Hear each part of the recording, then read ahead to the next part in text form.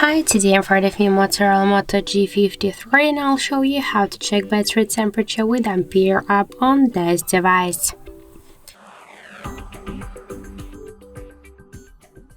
So first we should get the Ampere application from the Play Store. That's why in the search bar we should enter Ampere.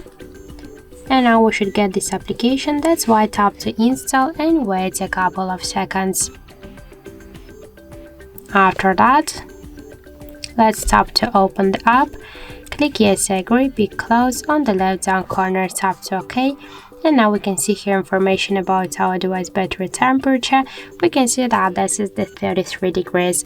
Also we can find here more information like the battery health, capacity, voltage, Android version and more other info. That's it, thank you for watching, and if you find this video helpful, don't forget to leave a like, comment and to subscribe our channel.